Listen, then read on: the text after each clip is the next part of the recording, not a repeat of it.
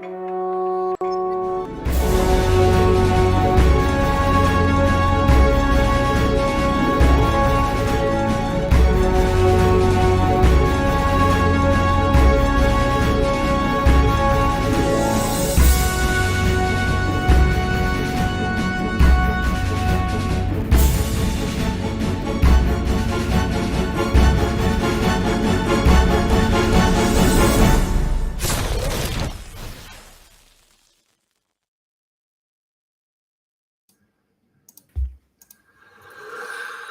right, this time I am going to do the correct intro and not just step on Nate's toes and take away the intro. Maybe I should let him do the intro for me since I stole it from him last time he was on the show. Oh my gosh, that was so embarrassing. I can't even believe I did that. Anyways, it's good to have Nate back. We're going to get to talk with everyone and find out how his week off was going. And we've got some sad news. We're going to have to miss our second show in 6 years coming up because Ruff's going to be gone and I'm going to be going to Indiana, and Nate can't host yet because he doesn't have enough viewers yet. But so it's been an interesting week. We got a lot of stuff to talk about. The subject for the show, and we're going to talk quite a bit about this today, is your favorite games that you would like to play or you love to play back to back to back. So, you play it again, and you play it again before you put it back away. We don't do that with all the games we play, obviously. So there's things that make a good game. What's the word I want to make? Replayable. There we go. All right. Enough yammering. Let's talk with the wonderful co-hosts that join me every week, and it's so good. Nate, how you been? You're so chipper today. You must. He must be getting paid too much. He's always happy. That's right. Exactly. Yep. Making the big bucks. I'm glad to be back. I appreciate appreciated the time that I had with my family, but I'm glad to be back, and I want to thank Herman for coming on, and I got to watch the show afterwards. It was wonderful, and as well as Herman did a wonderful job in his segment. We have Nate's notes, but Herman did a great job showing musings from Lutman's library. I like You've been thinking about that, haven't you? You've been thinking. Yeah, I was. I thought about that the other day. I thought, I'm going to drop that on the show.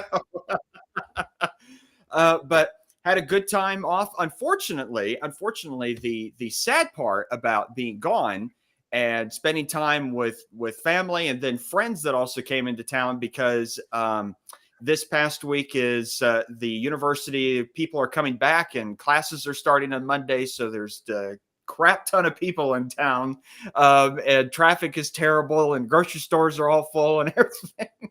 But I wasn't able to really play any games, but I did finally get in the mail. I got Trench Raid in the mail. Trenchfoot, that's right. So I am excited to give this a go. This looks like a incredibly cool game, and as you all know, I'm not much of a solitaire person. You're slowly coming over. This one seems so fascinating, so I am excited to give this a go at some point. I still have, surprised enough, I think people might remember the game I had played for a while was Campaigns in Europe. Still have that out on my table, and it's still we're in September of 1943. Salerno is about to happen, the Operation Avalanche. So we'll see. Nate's sound is way out of sync with me apparently. Yeah, Gestures was out of sync for a second, but then it came back. It's out of sync. I think it's a restream there's a lot of things for finding out about restream.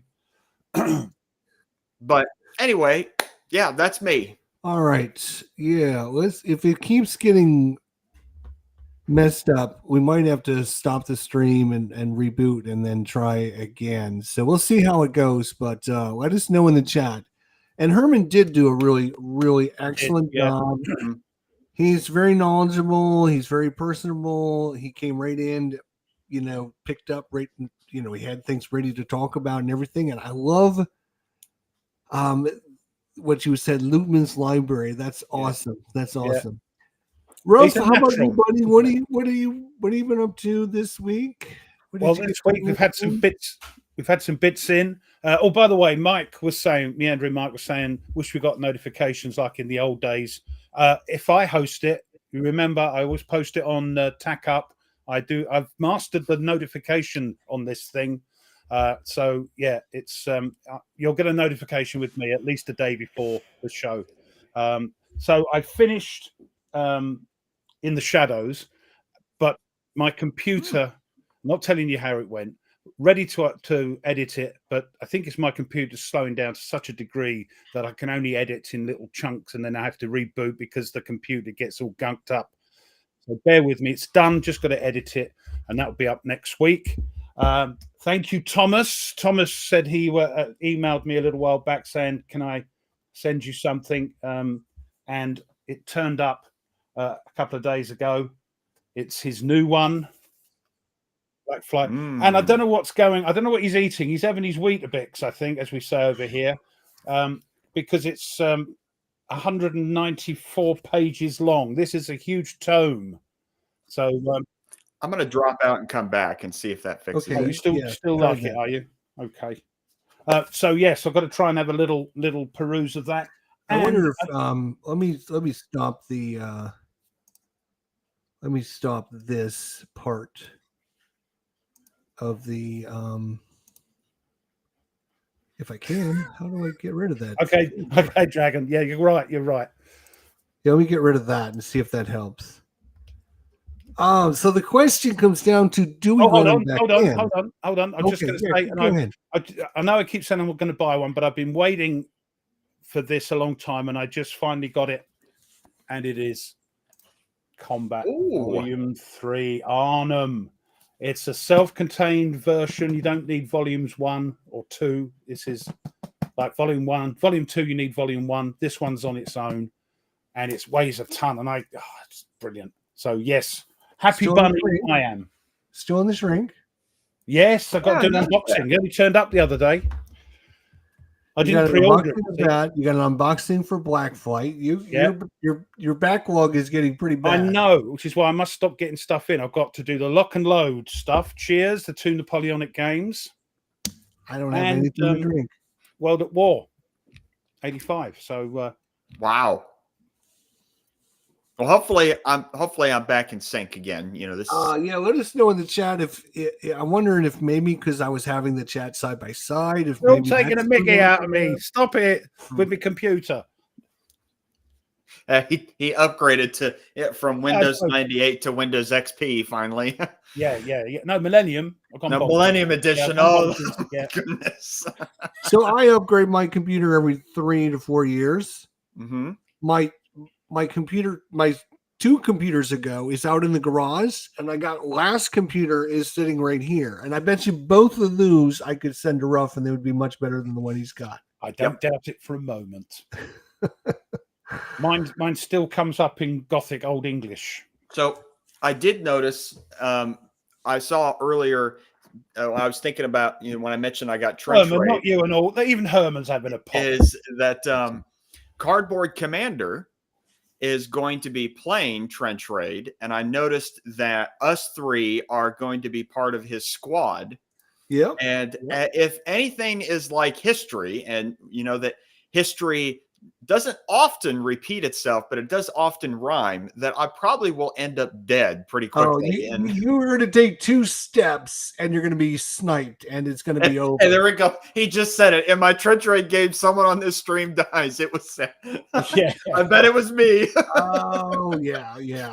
We know I don't think he likes you. I don't know why. No. I bet I know what happened too. I bet it was that I was walking along and then fell into a crater and then just like smashed dead. Yeah, Dragon. I mean, the monitor I'm using at the moment, I have to give it away from the wall a bit because it's that wide, from the front to the back. It's the old CRT monitors. Yes. Hey, Dave. Yay. Good to see everyone coming. So what did I do this week? Obviously, I didn't play a lot of games, war games and stuff. But as a side note, and I know this isn't part of the show, but you guys know I've been playing a lot of Warframe. Really? I didn't know that. Yeah, I know it's brand new news, right? Such a secret. I achieved the true master, which you have to get to rank 30, level 30. They call it MR 30, mastery rank 30, which is extremely hard to get to. And only 3% of their less than 3% of their player base ever reaches that level. And this week, I was able to achieve, after 532 days of logging in and over 3,400 hours in the game, I achieved Jeez. mastery rank 30. So that was a big accomplishment for me this week. Very cool. Stop it, you lot. They're still going about my computer. I can't help it. Ruff's computer is by Johannes Gutenberg. Gutenberg. Well, look how famous he became. So anyway, you tinkers. Yeah. No, you don't believe that. I know, right? That's crazy. Well, good job for you, Jester. Well, Yeah. thanks a lot. I appreciate well it. It's if anyone has played any kind of MMO game, you know they're a grind, they're a time sink, they're a bane to everyone's existence, because they only allow you to do so many things every day, and then you have to wait to get the next day to log in. So, anyways, our subject this way is. Today is about games that you can play back to back to back, and we're gonna talk about the games we like to play back to back to back. But I thought what we would do is kind of talk about what makes a game either good to do back to back to back or bad to do back to back to back. Like for example, I guess the first thing that I think of is the length of the game. If the game is super long, you're not going to probably want to play that back to back to back. So that kind of limits, what you're going to do with the game. So that would be my first thought. What about you, Nate? Would you got any thoughts on this? What makes a good game to do back to back to back, or maybe a game that makes it bad to do back to back to back? Yeah, I'd say probably on the negative side that there's a disincentive to play it back to back when a game is complicated enough where it takes a lot of brain power to kind of figure out the moves and everything, and it wears you out. You're tired because you're trying to think through and remember all of the rules. The game may be fun, but it's just it's a brain sucking experience, to get through it again and again and again. Good point. Yeah. What about you, Ruff? What's your impressions on back to back to back to back? Well, before I do, Simon, I'm hoping you get it on the channel, the combat. It's part of my 10 games, so we'll see. Fingers crossed. I think for something, generally speaking, a game that I play repeatedly after I finished it is quick setup again. If it's sticking counter, you're playing one of Mark's games. It's a lot of setting up every time. So a game that's quick to set and get going again. That's something for me. So you can get lots of games in. And I think, look in here in the chat, Dragon X makes an interesting comment here. Replayability is tied into agency. I think that's a big thing. I mean, there are some people who are very much into the big, like B-17 Queen of the Skies. They just want to roll dice and just like live through the experience, so to speak. But other people, they really want agency in the game. And if it gives me something to choose, I can try something new the next time I come back to it. Yeah, I think it's different for everyone, isn't it? Some people need that stimulation to play over and over again. They put it all, they've won or lost, set it up again. They need that sort of get the jogging, as we say, you know. Right. So whereas for me, a game that I want to play tends to be one that I know well, and I can set it up in next to no time and go again. Yeah, I always like trying to have games I can try something new. And yeah. What happens if I did this? And see what happens. I was just going to say, how does the outcome of the game skew you and whether you want to play it again or not? Like if it's like a super close game, super tight, it comes down the last turn, the last move, does that make you go, ooh, I got to try this again and see if I can do better? Or is it you get wiped off the face really bad, you do really badly or whatever terrible thing happens, and you want to set it up because now I've got something to prove. Like I can't lose like that. That's just not acceptable. So does that come into play at all? Yes, both for me, both. And I know Mike, I know he's saying YouTubers never go back to back because there's always something new and shiny. I'm going to try and stop that, Mike. Yeah, it is. Go ahead. I'm sorry. I was just going to say, just on Mike's comment there, YouTubers never go back to back. There's very few games, but I have done just a couple games back to back on my channel. Patrick does that, plays the same few games over and over. So yes, there are a few.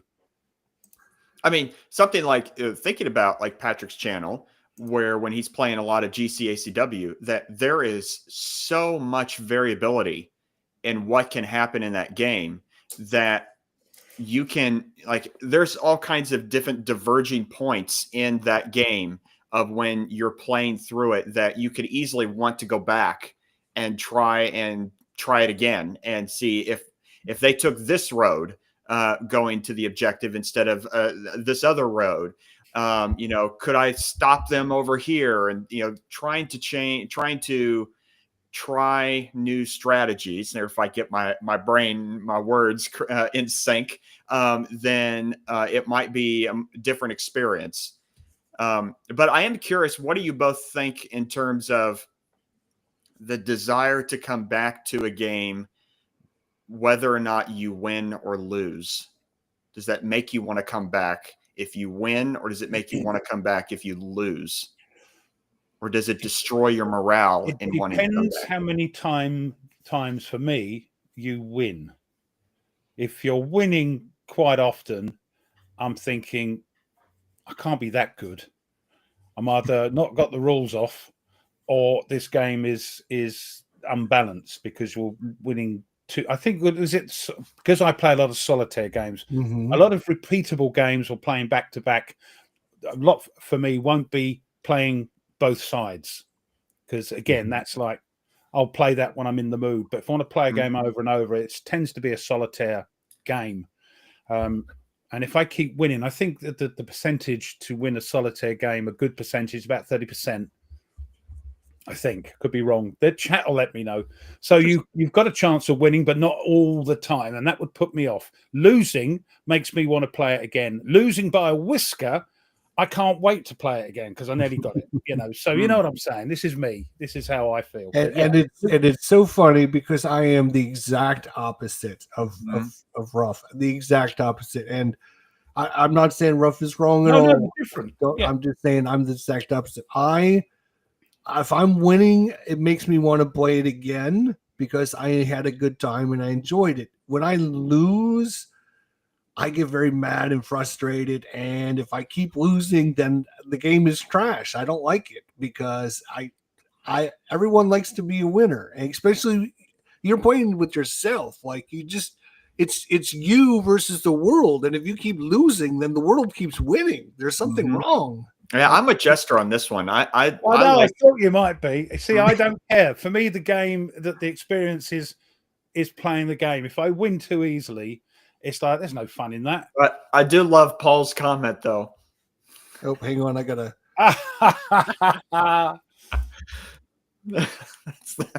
Yeah, I must. Maybe I'm just unusual. Nordic says you could save them up, have a nice barbecue. Yeah. They got the fire for it. Yeah, I think I would agree with Ruff, though. If it's a very close game, it comes down to the wire one way or the other. Either I win by a nose or I lose by a nose, then I got to play that right again. I gotta immediately play that again because I got to see if it can come down to the wire again. Yeah. And, See, and Nordic saying about that the hunted, or hunters or whatever, he got killed on his first move, in the Bay of Biscay, virtually transit box. But then if that was me, I'd go, bloody hell, let's do that again, so. See, with me, I'd put it back in the box and go back to something else for a while. I That would come back to it. But you can win. I know. I'd come back to it eventually, but it'd be a while. I don't. It's interesting that Ruff had mentioned that solitaire games are designed to be extremely hard, so you lose all the time. And I'm not 100% sure I agree with that. I could be wrong. It's a balance, isn't there? Because if you win all the time, then you're going to go, "Oh, this is no fun. I'll just win all the. I can win with one hand behind me back." So designers have to design it to make sure that you lose a certain amount of time to make you want to keep coming back. That's what I think. But yeah, they are. It's not an easy win with a good designed solitaire game. I mean, there's the solitaire games that I've played, and I think I've played like 12 in total. It's a lot of them. There are things in there that when I'm playing them, I feel like is artificially hard, and it shouldn't be. And I change it as I'm playing it. I don't feel like this is fair, even to in the game. So I'll change it myself. But I'm not sure I get the idea. I mean, I if it is 70-30% chance of losing, winning, I'm not sure if I agree with that. I feel like it should be something closer to 50-50. No, because then, it's like you said, if it's too hard, you'll change the rules so you can win. That's the enjoyment is playing the game. Bye, Phoenix. Have a good night, buddy. Thanks for coming by. I mean, Koi was saying, regardless of the outcome, playing the game is the thing, is the enjoyment, is playing the game regardless of the result. If you lose, but you had a thoroughly good time, you got your backside handed to you in a plastic bag, but you had a great time, then to me that's great. I go, oh, blimey, what a good game. But that's me. We don't play games to enjoy. We play to win. Yeah, I know. I can't understand. No enjoyment unless you win. Exactly. Oh, zero law. How about this? How about I know. Situation where you're playing a game? It's a bigger game. We're not talking a short 10-minute game. We're talking, it's a couple-hour game. Yeah. And you realize halfway through the game that, oops, I made a really dumb move. I sent my cavalry to the flank when I should have sent them up the middle, or whatever dumb decision you made. Does that make you want to play it again because you made that dumb decision and you're like, oh, if I wouldn't have made that dumb decision, I probably would have won? Yeah, I'd go, oh, silly mate. Right, let's set it up again. Now I know about that. Let's try it again. Yes, probably. Sometimes it depends on how bad the error is. If it's an error of strategy, then I'm fine with trying it again. I would change, reset the whole thing and try again. If it was an error in rules and I was far enough in the game, my morale would be like toast. I would not want. I thought, forget it, chuck it in the bin. I'm putting it back on the shelf and come back to it later. Just because, I cannot believe I made that bad of an error in the rule. Well, if it's your fault, why don't you think, okay, I'll do that. Now I know, I'll do it again. If it's the rules at fault, then yeah, sure, that goes on the for sale box in thing. But wait. Rough selling a game? No, because I don't buy games that the rules are messed up anyway, because I do my research. But anyway, I don't. When you're playing face to face, there is a different thing. And it happened to me last time me and Tony played Battles of the American Revolution with the designer Miklos. And I had a little sort of cavalry unit, and there were some guys on the top of the hill. There's a little hill, And I said, right, I'm going to get my cavalry charge up there. And Mick and Tony went, what you doing, man? What are you doing? And I said, no, we're off our saddles. We've got our sabers pointing. We're running up the hill. And Mick said, you know that Tony's going to fire it, yeah? I said, yes. He missed. And I ran up there and took their it was an artillery unit. Run up there and took their artillery unit. It was a fantastic feeling that, you know, Mick said, he said, I've never seen anybody do anything like that. I said, well, this is why I'm rough, you know. I do those Leroy Jenkins things, and sometimes it works. But yeah, that I'm never going to get playing on my own, and that sort of thing makes me once we finished it, if I was playing sort of head to head privately or at a convention, I say, that's great. Let's do that again. Let's set that up again. See what happens this time. So yes, playing solitaire and different things. Mm-hmm. I am in. While you were speaking, I'm in agreement with Thomas, who designs solitaire games. My sense is that games should not be designed to have failure so calcified into the gameplay that a mistake early on cannot be corrected. I agree with that. I appreciate that. That's what I mean about a well-designed solitaire game. Yes. If you make a mistake and everything else goes your way, you can rectify it, you know. But I mean, I'm thinking through, like, the one example I can think of is... See you later, Camp. Oh, catch you later, Camp. Glad you could join us. Thanks for coming by. Hey, before you get to your... go ahead. Oh, okay. I'll talk about this after, yeah. Okay. The one thing I was thinking about like a mistake that leads to just finishing the game, or, you know, ending the game, was, I think it was last year that Wise Guy History on his channel was playing Atlantic Wall, the Goss Atlantic Wall, the big one that you have as well. And he was playing it a lot. You could see all of his videos and everything that he was posting about it. But then the last video, he realized that he got the supply rule wrong in terms of the length of the supply. And it ended up being, as he was trying to correct it in his video, that nearly everything was screwed up in the game, that there were so many units that were past their supply that the game was just, it had unraveled right in front of him. And you could just see on his face that just forget it. I don't want to do this anymore. You know, I enjoyed what I had, but I'm moving on, because just the time that it would take to try and undo it all was too much. And I appreciate when designers have in there that even if a mistake is made, that you can at least fix it. You know, you can grok it, so to speak, and then move on. Yeah. Yeah. There are some games where you can't. You make a mistake, that's it. You messed up. Yeah. And there's no point in going I wanted to share this now for the people that are come early, and then we'll share it again at the end. There's going to be a few changes. Nope. I'm sorry. I clicked on the wrong. What happened? There we go. Sorry. So next week's show is going to be over on Ruff's channel, and Ruff will be coming up with the subject and everything. And then Ruff's going to be gone for a couple weeks. So it's going to be back on my channel on 8:30. So August 30th, the last show in August, will be back on my channel, but it'll be Nate's. Nate's will get to actually run it and all that. And we're going to have a co-host that'll come on the show to take over for Ruff. And if you're still here, Patrick from Patrick's Tactics and Tutorials, if you are interested in coming on the show, I'd love to meet you.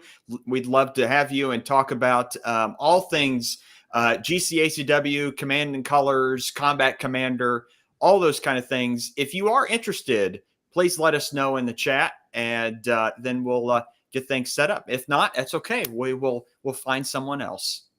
Yep. And then, unfortunately, on 9/6, September 6th, we will have no show that week, as Ruff will still be gone, and I will be in Indiana that weekend visiting my hope to be brand new grandson or granddaughter. Ooh. So yeah, I won't have access to like jump on for a couple hours there. So yeah, I keep moaning to these guys about the way they put the date. It's terrible. Hey, look at that. Patrick's interested. Awesome. Oh, well, Patrick, I a lot of people don't know this, but Patrick is one of my all-time favorite guests, and he also holds the record that will never be undone, the quickest Jester's Jeopardy ever. Oh no, we're not bringing that back, are we? No, we're not. For a 1 week return. No, Patrick, don't mention it when you're on the show. Okay, just stum. So there's your schedule coming up next week over on Ruff's channel. Back on my channel the following week with Nate being the lead on that one, and then the following week no show. So unfortunately, for the second time, we need to get Nate's to get going there and buy some subscriptions or something. Yeah, there. India. So that, like that other chap does, that's got thousands of subscribers. Go and buy a few from India. Okay, I'll go do that. We'll start a GoFundMe page to Nate. If you guys would go over to the Board Game Gunker and subscribe to him, so he can't host until he's got 1,000 subscribers. So we need to get him up. How many do you currently have? Do you know, Nate, off the top of your head? I think 300 and some. 300 and some. Okay, so we need to. We need to get more people over there to his channel, and to be honest, you need to do more with your channel as well. You know, people don't like to subscribe to channels unless they're actually producing a video more than once a year. So even I do more than that, Nate. Mm-hmm. Yep. So, and then the cool part would be you would be able to host. So that would be, you don't have to do that all the time, but you'd be able to help out hosting if something happens to me and Ruff. Yep. I mean, me and Ruff, we're old. Like next year, I'll be 60. Ruff's like going to be 70 soon. So, well, there is a little thing. I mean, I would say, let's put it this way. I would say the number one impediment to making a more consistent schedule of videos, or any videos for that matter, outside of coming on this show, is a little thing called a dissertation. Yeah, he's going to be using that 3-4 years ahead. He's going, when he did his interview, he wasn't like, "Hey, I'm going to have to take some time for my dissertation." No. When it was interview time, it was like, "I will be here every week. I'm going to be on top of things. I'm going to be ready to go." He has been. To be fair, I've only missed twice. Yeah. That's more than me and you. Not Tony. Stopped him in his tracks.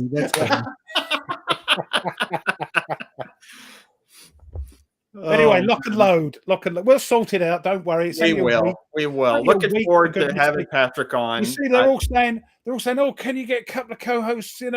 See, they can't do without the War Room. The War Room has become part of people's lives, and we love it. We love it. So that'll be. It won't be next week, Patrick. It'll be the 30th, August 30th. I will email you just to confirm. Oh, behave, Dave, and everything. So yes. Yeah. Sorry, William. Yeah. Yeah. How about a 9/6? Nate reads from his. Oh yes. What was that tome of like names? That $150 book or something you bought. Yeah. This one here. Yeah. Yes. There we go. Let's see. And verily, yes, and verily they said, yes. Oh man. Oh, so yeah, it's only 1 week if the worst comes to the worst. Oh no, Sark, this dissertation will end. I want it to end. I don't want to do any more degrees. I'm done. Well, you've got to the top of the ladder being called Dr. Nate. Not sure if that's going to catch in my craw. I don't know. I mean, I know people who have like 7 degrees. I know. And like, I know people who they did a PhD, then they changed, and then they went to an EDD, a Doctor of Education. Then they changed. Then after that, they decided to go to a THD, a Doctor of Theology. And I'm like, how many doctorates do you need?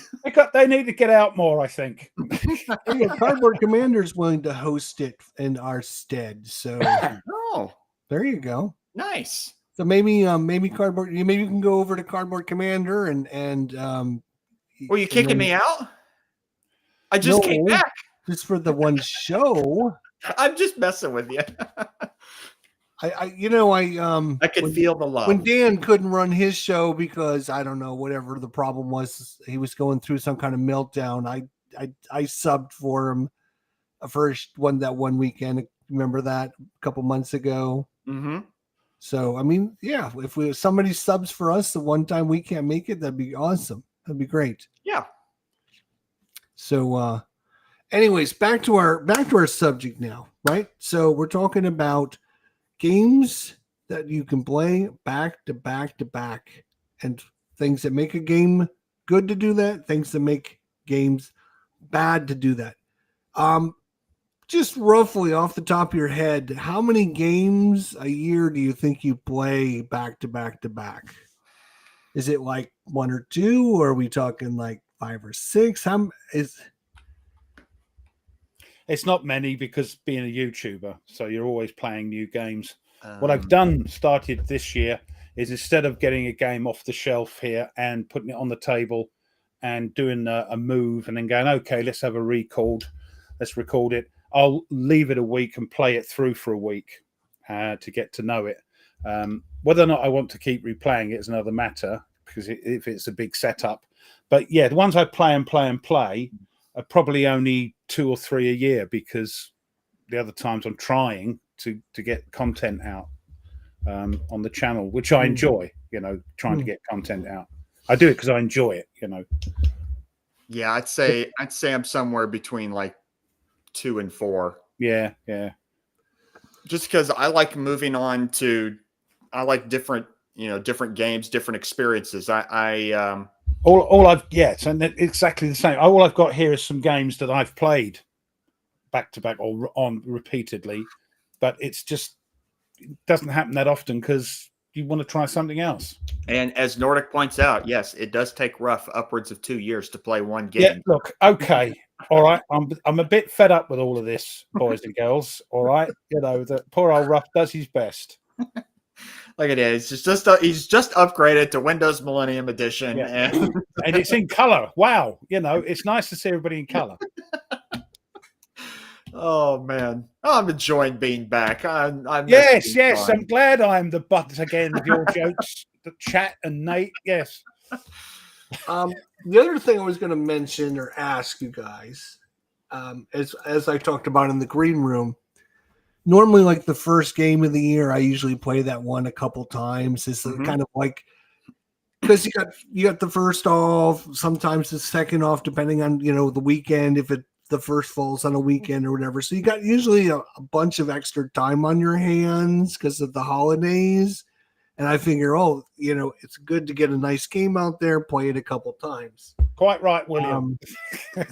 You guys find like certain times of the year it's easier to play because you have more time or less time? Very much. I mean, because my schedule is very much tied to the school year because I work in education. So during particularly the breaks that are in the school year, that I can meet up with friends and we can play. And then even myself having a game to play by myself, are definitely tied in breaks. I do like also to like certain times of the year, like June, I get much more interested in Normandy games, and August, much more interested in like World War I games, things like that, things that have a more historical kind of impact, so to speak. So yeah, that's me. I'm going to share my Board Game Geek so we can actually see like how often that I would like, here's this is, what is this, February 26th, right? So I played Conflict of Heroes and I played Dominion back to back to back. I played Too Many Bones back to back. I played Stratomatic Baseball back to back to back to back to back to back. I played Wingspan back to back. Combat Commander Europe. Stratomatic Baseball back to back to back. There's Dominion back to back again. Super Mega Lucky Box back to back. Pentaquest back to back to back.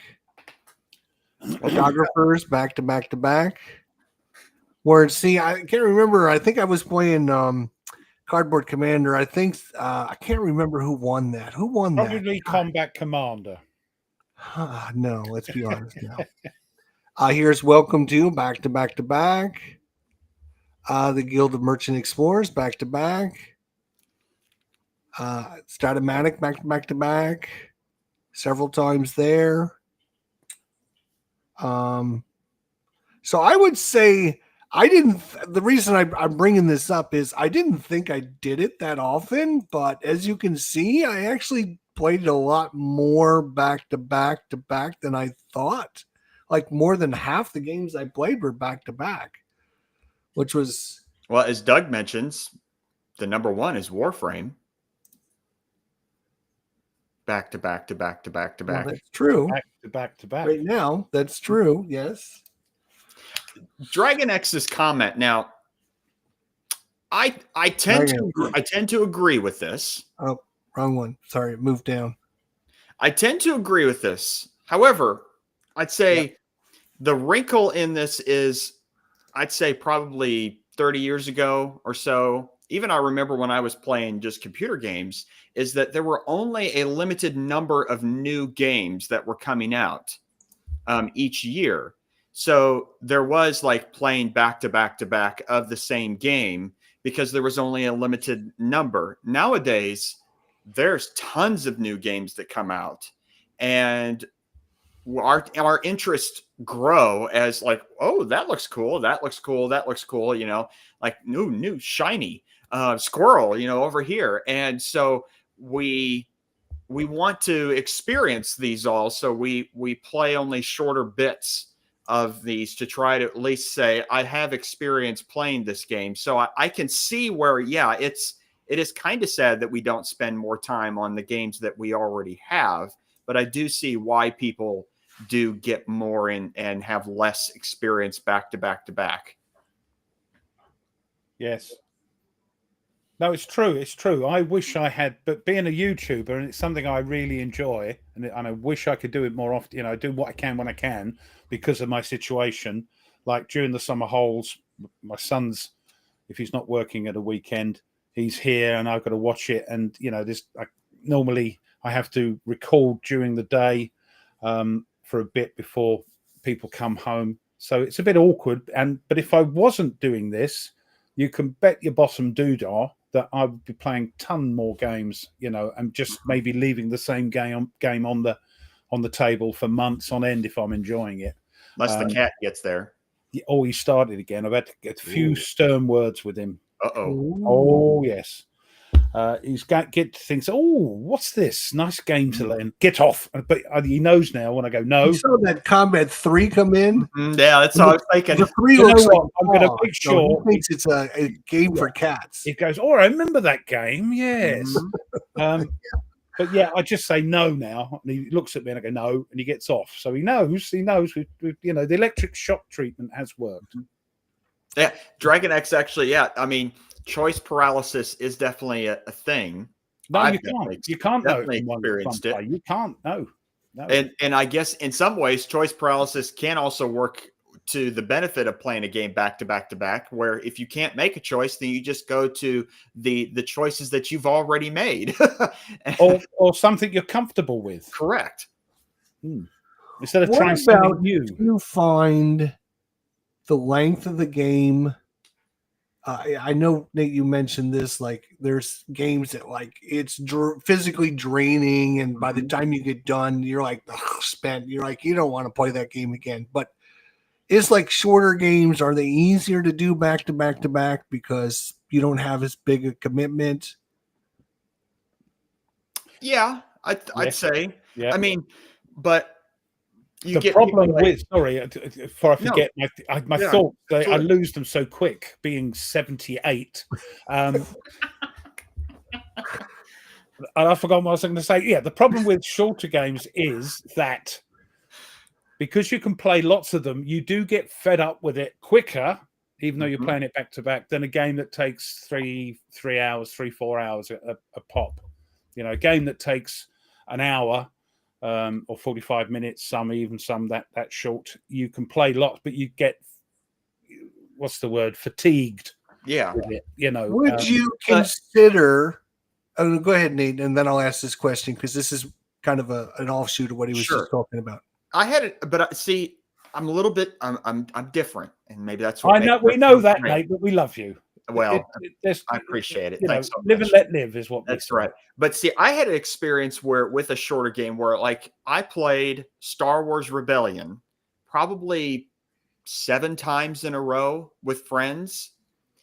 Quick game, quick to set up, about 2 hours to play, and by the 7th, even the 6th play, I had enough. I was kind of fed up. Like, it's a fun game. I enjoy it. I love it. I'll still keep it, kind of thing. But after 7 plays, I was ready to move on. Yeah, got it out of the system and move on. Yes. Yeah. But the other friends that I were playing with, they just loved it. They're like, I just want to keep playing. I could play this more and more and more. And I'm like, hey, you'll have to play it solo. I can't do it. My question was, we talked about games that you can play back to back to back. What about, do you consider, like, if I'm playing Normandy 44 and then I play France 40 from the same series, same designer, everything, would you consider that back to back? Because it's basically the same game, same rule set, same everything with just a different map and different counters. Yeah, I'd say it's same series. Then I'd disagree. Ooh. Only because, okay, you're playing the same. It's not exactly, it's like GBOH. Okay. It's roughly the same, but it's not quite the same. And if you're playing that game back to back to back, for instance, Salerno, you're playing that back to back to back because you want to play it again and try a different tactic or whatever, or it was so much fun, or it was close and you want to win it.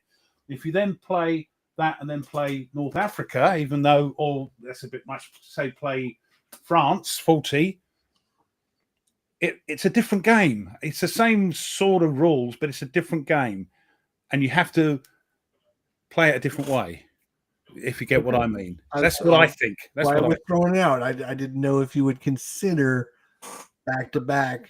I'd say yes. Yeah, there we go. Yes, you would say no. So okay. Same series, same rule system.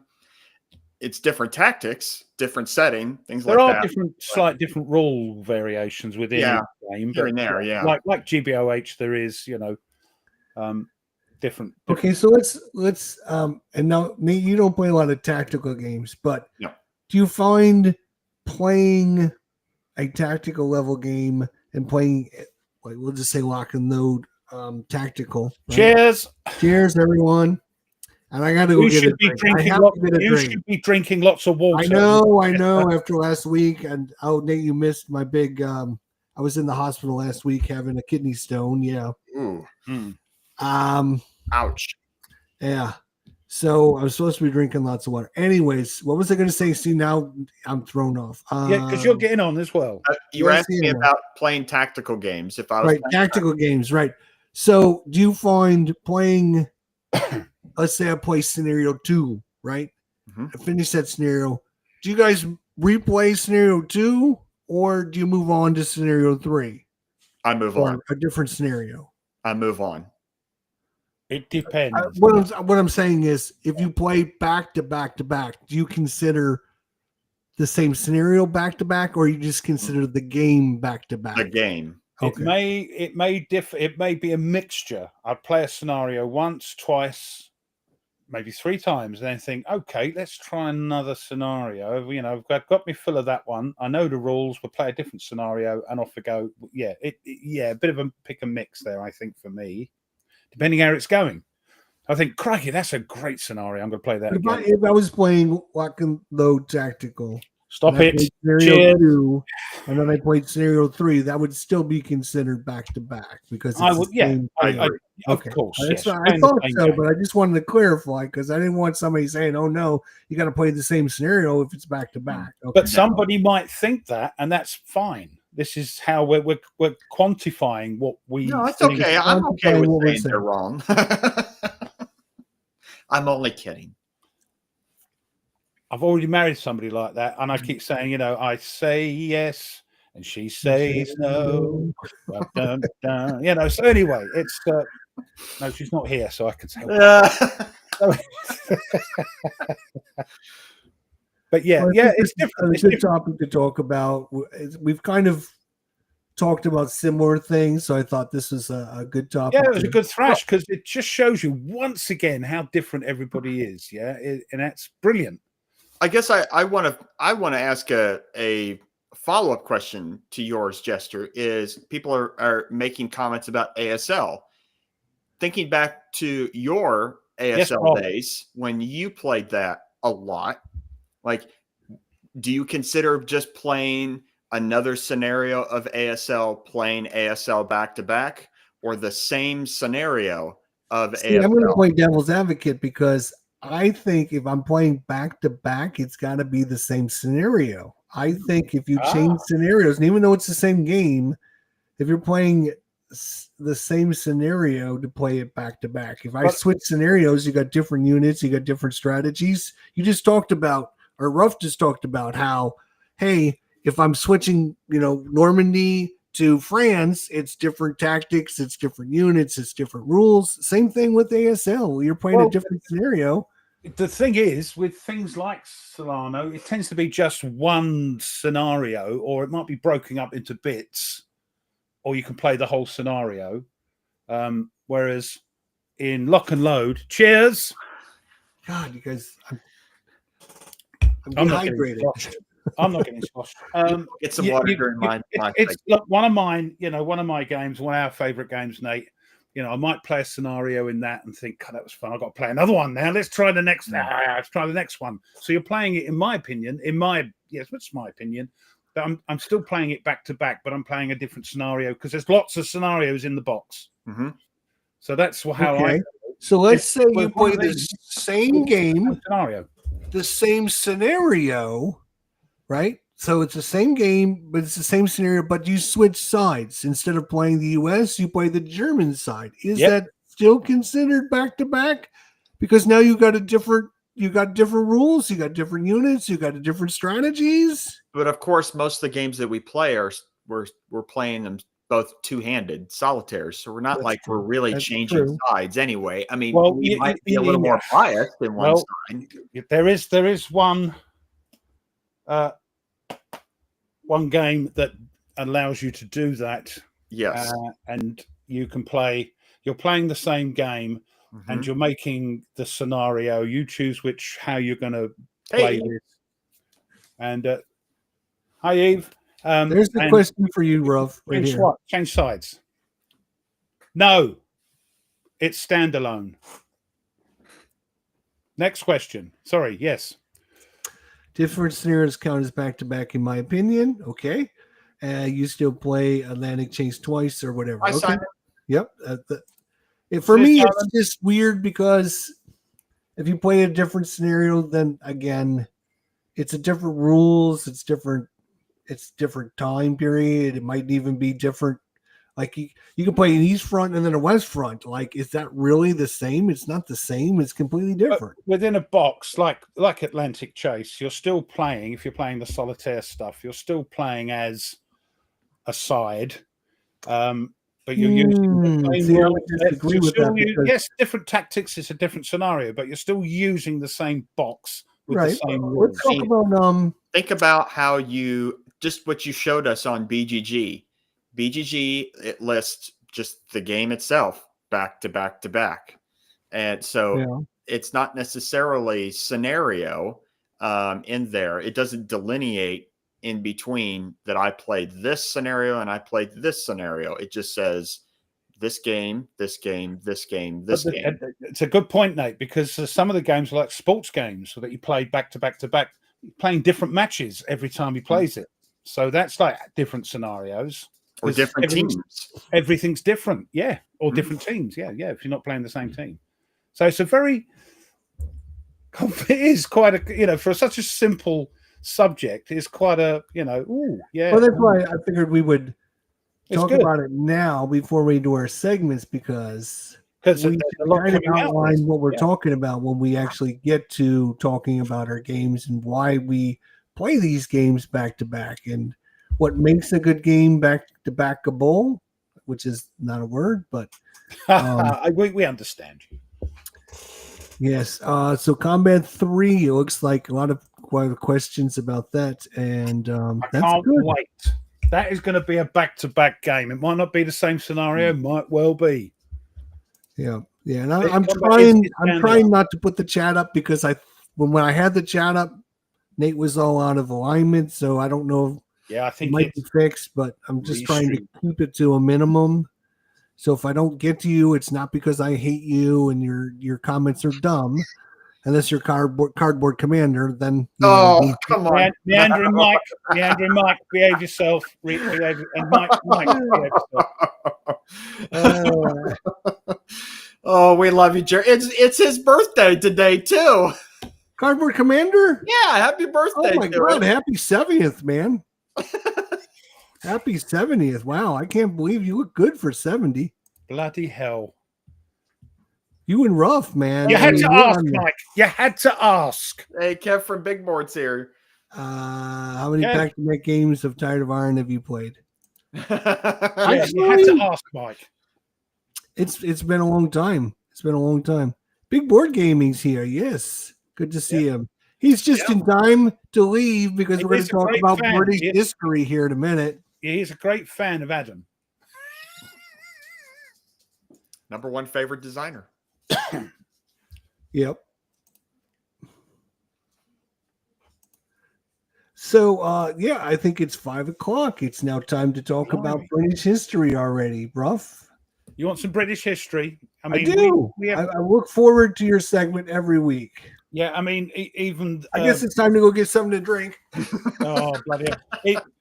Oh, yeah. Okay. Even Big Bald, his motherland has more history. But anyway, it's not hard. Let's start. We're starting actually. Oh dear, oh dear. Oh, okay, here we go. Yeah. We are starting in 1513, which is just nearly 3:15.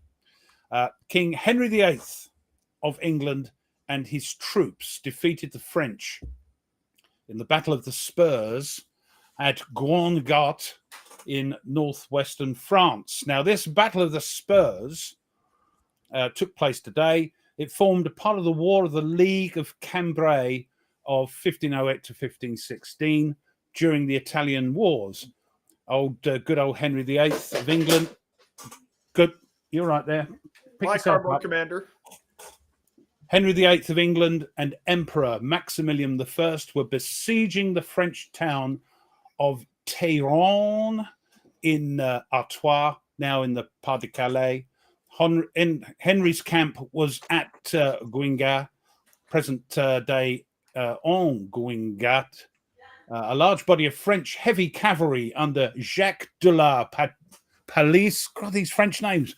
By the way, Ruff, don't forget, Kev actually mentions in here, since it's British history, tell us all about the penal colonies that you started. Yeah, I just keep saying to Kev, please don't clap, just rattle your chains. Thank you. Right. So anyway, where was I? Oh yes. Anyway, this Jacques de la Palisse was covering an attempt by light cavalry to bring supplies to the besieged garrison. English and imperial troops surprised and routed the French cavalry. Hurrah! Because the French cavalry fled the battlefield with such speed that their spurs were the most prominent feature visible to the pursuing English and imperial troops. And that's why it was called the Battle of the Spears. The battle resulted in the precipitate flight and extensive pursuit of the French. During the pursuit, a number of notable French leaders and knights were captured. After the fall of Téhéran, Henry VIII besieged and took Tournai. Blimey. And then we whiz forward to you, chaps, 1777. American Revolutionary War. The Americans, led by General John Stark, rout British and Brunswick troops under Friedrich Baum at the Battle of Bennington in, is this pronounced like this? Walloomsac. Is that right? In New York. Don't look at me like that, guys. This is your part of the world. I grew up in New York. What was it? Walloomsac. Walloomsac? Never heard of it. Well, there you go. Battle of Bennington? Yeah, in Walloomsac. They're having to Google it, boys and girls. What's going on? I grew up in New York. Well, I mean, New York's bigger than England. Well, I know. But anyway, still. Doesn't matter. Moving on. Another one. A couple of years later, 1780, in the Revolutionary War, Battle of Camden. I wish they'd learned to spell it with a P. Battle of Camden. The British defeat the Americans. Yes, near Camden, South Carolina. And then 1812. War of 1812, American General William Hull surrenders Fort Detroit without a fight to the British Army. And this was known as various names, this Fort Shelby. I think we called it, because we built it, I think we called it Fort Lanault or something like that. Then it was Fort Detroit. 1870, Franco-Prussian War. He said Bennington is in Vermont. That's just outside, isn't it? The state next door. Yeah. It could be my informants are incorrect. Anyway, 1870, Franco-Prussian War. The Battle of Mars-la-Tour is fought, resulting in a Prussian victory. 1900, the Second Boer War. The Battle of Elands River in Western Transvaal ended after a 13-day siege. The battle began when a force of 2,000 to 3,000 Boers had surrounded a force of 500 at a supply dump at Brakfontein Drift. Outnumbered and surrounded, the garrison was asked to surrender, but of course refused. The siege was lifted with a 10,000-strong column led by Lord Kitchener. 1913. I agree. What's that? It sounds like he's sharing French history. Defeat and surrender. French? Sound like he's sharing French? Yeah, well, they've never won a war, actually. Anyway, 1913. The completion of the Royal Navy battlecruiser HMS Queen Mary, the last battle cruiser built by the Royal Navy before World War I. And 1942, for you guys over there, very proud, the 82nd Airborne All-American Paratroop Division is formed. God bless them. 1948 is a plain one. Now, I've got to put this up, so we might see a little silly cartoony plane if he's got one ready. I'm not sure. But 1948... Don't have it run ready again. Shoot. Oh, damn. The first flight of the Northrop F-89 Scorpion. Let's get this up here. Let's get that up. And what do we do? Share. There we go. Everyone get your tweezers. Yeah, lean into the screen so you can see. Oh, you don't have it on you. Oh, here it is. Shoot, I'm going to have to get one ready for next time. Yeah. This Scorpion is an all-weather twin-engined interceptor aircraft designed and produced by the American aircraft manufacturer Northrop Corporation. It was the first jet-powered aircraft designed as an interceptor to enter service, the first combat aircraft armed with air-to-air nuclear weapons, and among the first US fighters to carry guided missiles. The name Scorpion came from the aircraft's elevated tail unit and high-mounted horizontal stabilizer, which kept it clear of the engine exhaust, as you can see in the picture there. It's a bit clunky looking, but it was, look, this was, what is it, 1948, so not too bad at all. I do agree with Cardboard Commander. That image is not pixelated enough. Well, this I've learned. You see, I've got Millennium now, so I'm well in now. A couple more in 1960. Nothing really to do with military history, but it's just for me means something. 1960, Britain granted independence to the Crown colony of Cyprus.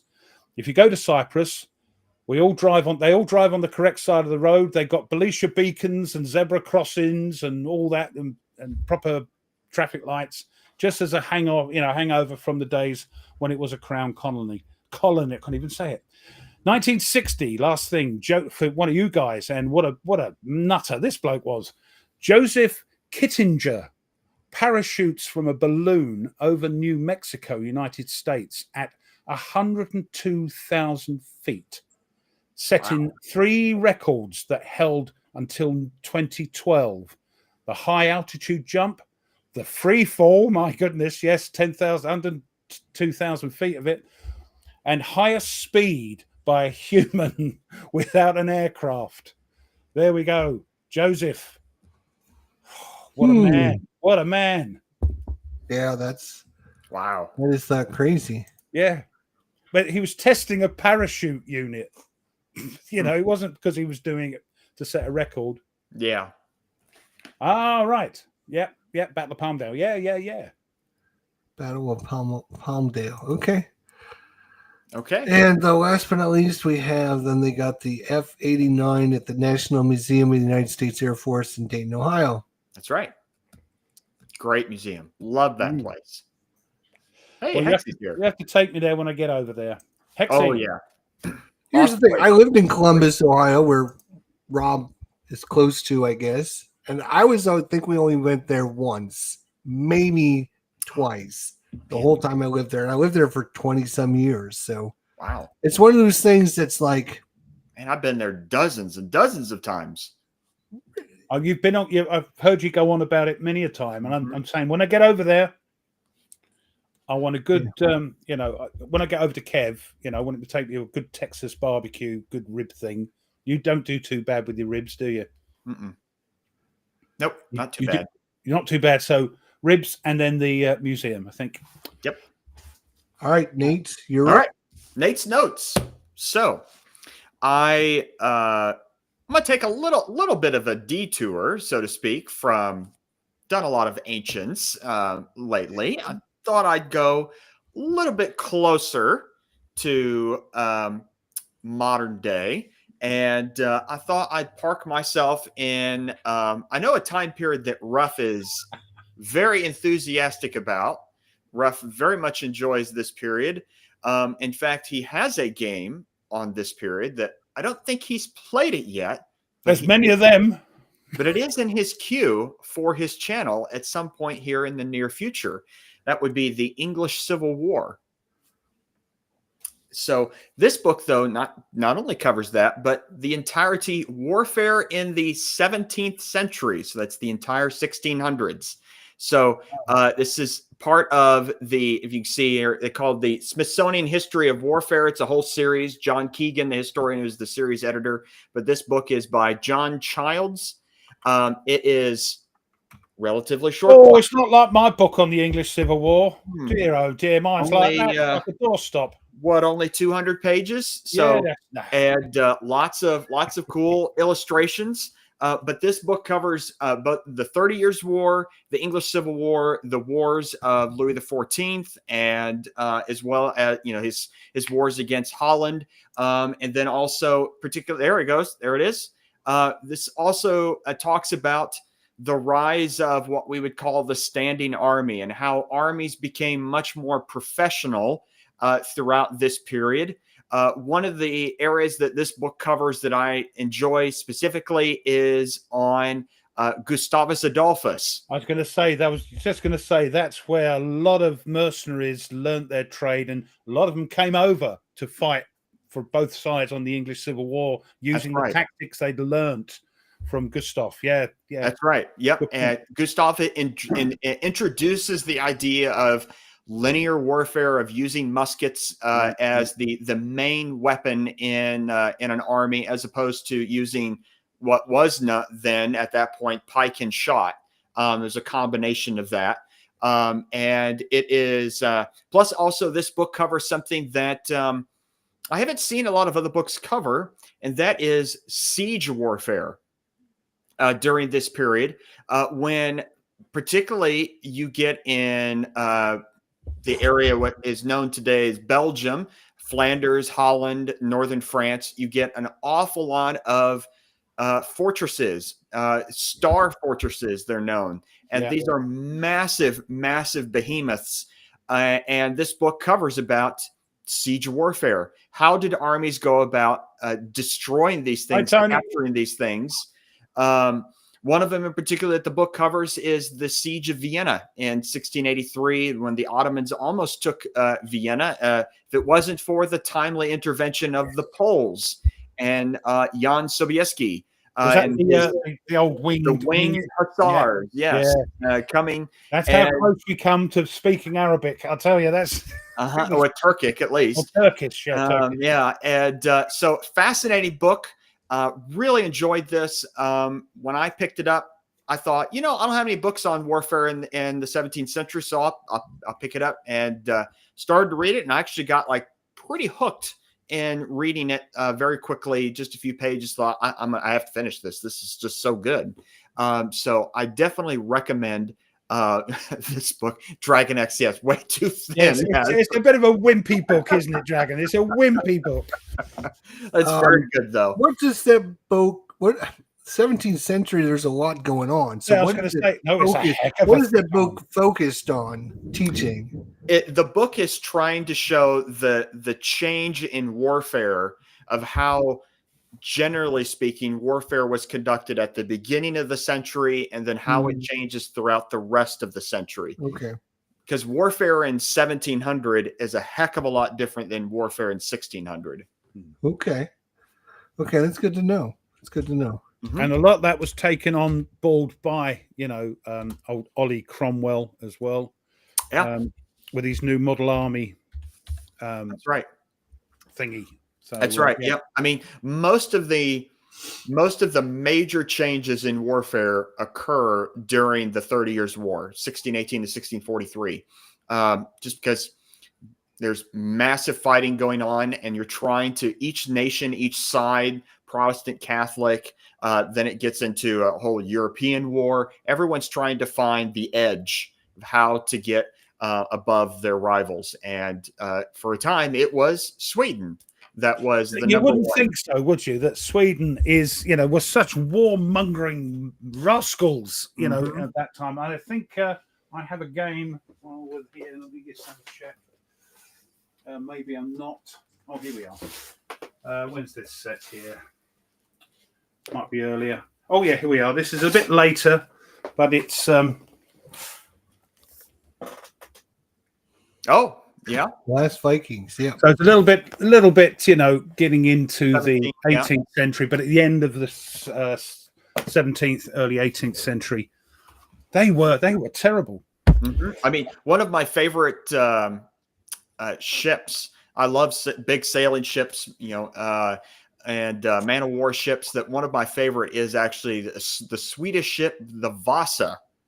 It was an incredible ship. It was launched. It was a beautiful ship, goes out into the harbor. It fires off a broadside, and it caused because the ship was so top heavy that when the ship fired its broadside and the physics of it, it rolled over, and it's supposed to come back, except it kept going, and it rolled over and sank right there in the harbor. Oh my God. And Hex's comment, look at this. Just saying, interesting. Always, yeah. There it is. No, it's because they were all against us. It's like that old line, infamy. They've all got it, infamy. The French, the Spanish, yeah. No, this was 150 years later. 100, nearly. Yeah. Going back, the Vasa sank until I think it was sometime in the 20th century that the Vasa was then actually raised and put into a museum, and you can go see it now, and it's beautifully preserved. It was a beautiful ship.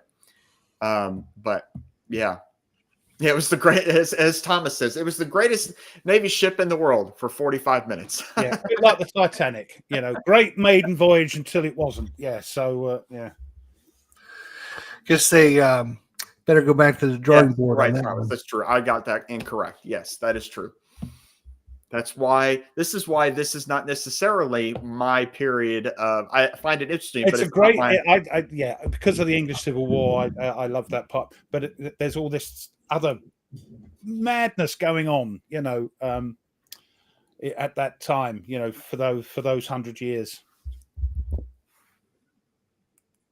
Yeah, I'd love to come see the Vasa in a museum. That and the Mary Rose.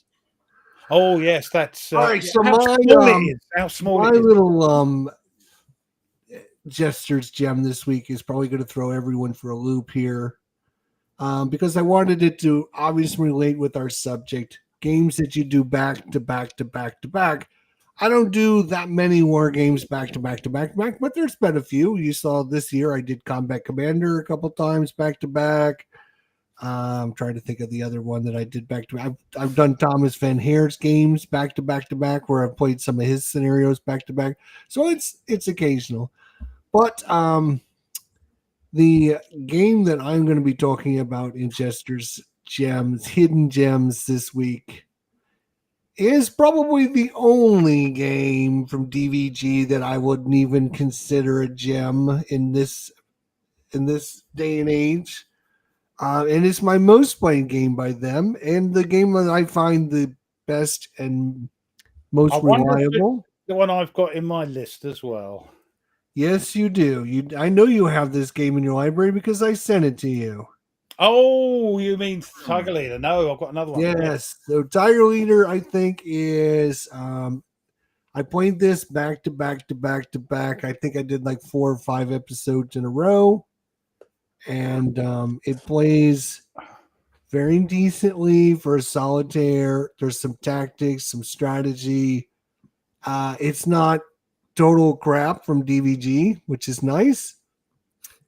Yeah, so it's a good one, I think, and it goes with our subject today on games that I do back to back to back. So this would be when we start our discussion about games that we play back to back to back. This will be the game that I will mention first. So I will start, and I will say Tiger Leader.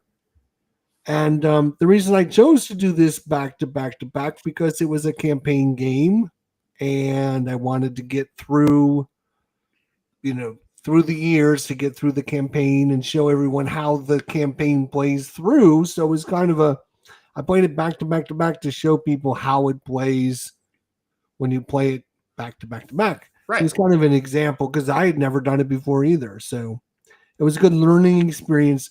Although at the time my internet was all messed up, and I'm sure if you guys have ever saw my videos on Tiger Leader, about 10 or 15 minutes into it, something happens, and all of a sudden everything, the time and the sound, it was go weird. off sync.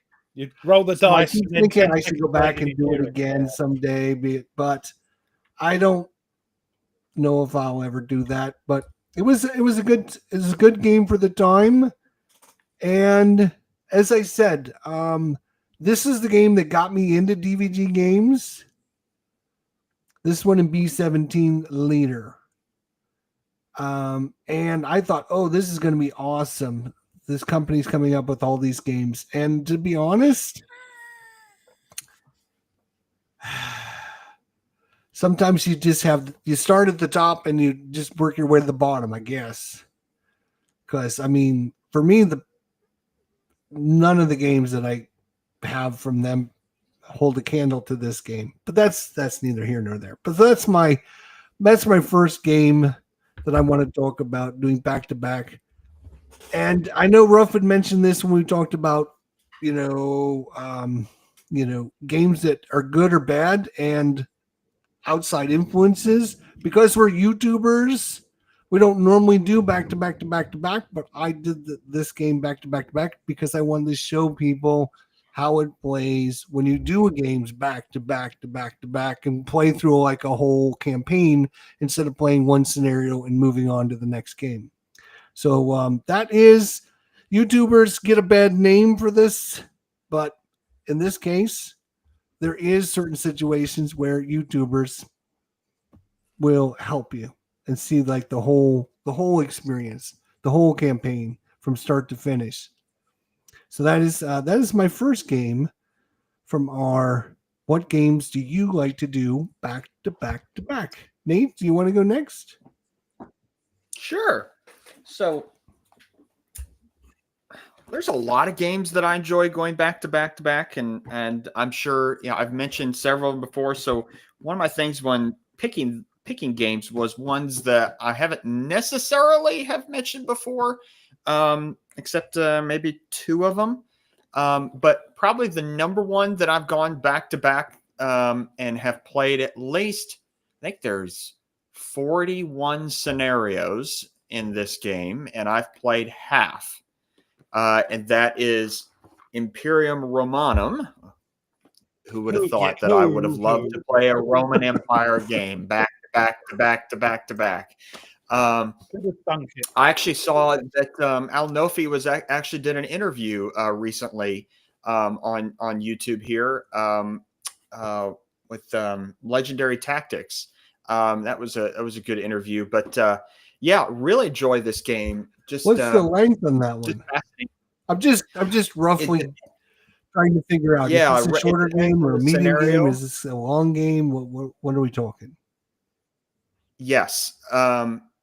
And I guess I'm out of sync again. Oh yeah. Well, can always leave and come back, so you can go to rough, and then I'll finish mine. Okay. Sorry. Yeah, leave and come back, and then we'll go ahead. Rough. Do you have? We'll go with you, and then we'll go back to him. Yeah. If we need to, if we have to, if we bless him. So, number one. Anyway, here he is. They were carry on. I'll finish this. It depends on the scenario. Some scenarios can take about 2 hours. Some scenarios can take 20 hours to play. It depends on the scenario. I've just kept playing it because it's easy to set up for me. I've played it enough. I know what I'm doing, and it's a really good game. So I was asking, is that a 1 hour, 2 hour, 3 hour game? What are we talking? Just time frame? It is anywhere from, let's say the back of the box, actually. No, it doesn't say. Oh, here we go. Something could take from 4 hours or less. Others could take as long as 100 hours. Okay. So it's variable. It's variable. Just a bit. Okay. All right, Rough. My most played back-to-back game is one of my favorites, and I it's a Marmite game. People love it, hate it. I think it's fantastic for the theatre of the mind and the replayability. If you even play the same thing you've set up many times, it will play differently. Warfighter. I love this game. I need to get back to it. Tony's played it recently again. So, and I keep mentioning it, you can't get that box anymore because it was a copyright thing. So that's the first edition one. So yeah, it's just, even if you just set up a little mission where you don't have to travel too far and you don't do it, you do it again. And it's completely different because not only are the cards that you pull and the locations and the enemies you pull are different. You might want to go, you might have a rethink and go, do you know what? Yes, in case that happens again, I'm going to take a few more grenades. So you get rid of that and get a few more grenades. You've got a certain amount of points to equip your squad with. And that's the best part of it for me. All right, if you're, yes, Veggie Bites, yes.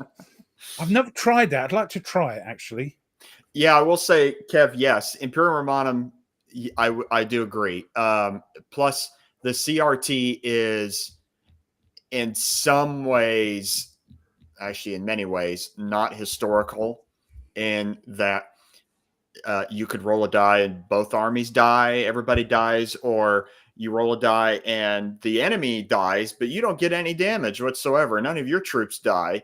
It seemed kind of arbitrary. And so there is someone posted a new CRT on BGG that actually I play with that I feel is a little bit better in Imperium Romanum. There's a lot of things that I tweak in Imperium Romanum. So it's like, it's a great kind of just foundation to then tweak to your liking, so to speak. So you can win. That's right. I win every time. The Romans for the win every time. Oh dear, oh dear, oh dear. No, I know you really like that game, and I don't know why. But anyway, what a thought. Who would have thought? My next All these game. books, who would have thought, right? I actually played this game this year back to back because it's a shorter game and it's you're taking control of your imaginary crew and you're the captain, and so pretty simple game mechanics, and it's easy to play a scenario and get through the scenario and then play the next scenario and progress through the war. And if you don't know which game I'm talking about, it is, of course, The Hunters. Very easy game to play back to back to back. And Ruff, we did that when we did our little challenge. You've done this game back to back, didn't you? Yeah, it's also it's one of the most watched video series on my channel, along with Panzer and that. You went live on this one, I believe, and we did a live version, and Yeah. I think I won basically, even though I had some video problems with my 1990 video orientation going on for some reason. Yeah, the reason I haven't put this in my list is that because it's so on rails that, you know, if you're going to play a campaign, you're going to play the campaign till you get sunk. I might not get it out again because it is on rails, and you're dictated by the dice and the tables. So for me, you know, and I can understand why people play it, you know, put it away or finish it and get it set up again and play it again. I can understand it. But that's why I didn't put it in my list. But it just shows you again how different people are, you know, about games. So yeah, great game though. I think. Yeah, I find it. It tells a little story, and it doesn't stay too long. It's pretty quick. What does it say? 120 minutes now. You can get a scenario done in less than an hour. And you know, depending on how many scenarios you make it, you might make it from the beginning of the game to the end of the game, or you might only make it. I made it to 1942 before I got sunk. I think Tony got sunk in 1942 as well. Hexy's got a question I think you might be able to answer because you mentioned the Hunters. I would really like to know what any players get out of a short playing game. Quick fix. That is a discussion for another subject because that's a in-depth.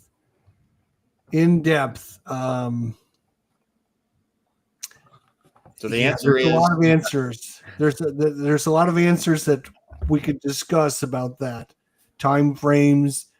It depends. See, this is it. The thing is so different. Hexy loves these, you know, big games, and I understand that. But we're talking about replayability. So a short game, as I said very early on when we started this evening, that, you know, it's got to be, if it goes on for 4 hours, you're not going to want to play it again and again and again, and because it's 4 or 5 hours each time.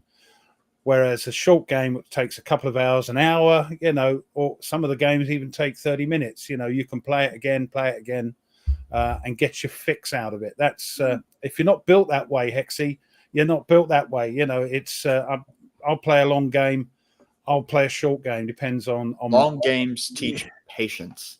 Yeah, and they get tired. They get tiring. After an hour of your long game, I'm done with it and ready to put it away. So you mean instead of patience, the word long suffering? Yeah, I mean, some games, like when you're playing at a convention, you know, and you're playing a game that takes a day or two to play. By the second day, I'm thinking, I want this to finish. You know, I want to play something else now.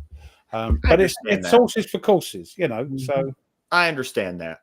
All right. So my next game. Oh, I'm sorry. Go ahead. No, I was going to say you're up. Yep. Okay. So my next game is actually a twofer because it's 2 games in one box that I've come back to this. I don't know how many times, multiple times. Really enjoy this game. I know I've actually shared it on the Tack Up group earlier. I think it's last year I played it, and still always love to come back to this. 1914 Glory's End and When Eagles Fight. Particularly the one that I really like coming back to is When Eagles Fight. It is the entirety of the Eastern Front. It's this map here, if I can get it. The entirety of the Eastern Front of World War I. So you get the Germans, the Austro-Hungarians, and the Russians. And there are so many different choices that you can make, not necessarily in terms of like like which side to take. I mean, of course, there's always that, but really, in terms of, do I move units this way? Do I concentrate my offensive this way, or do I move this way? And there's a lot of depth and strategy. So that's why I want to always come back to it frequently, because there's all kinds of different choices that you can make.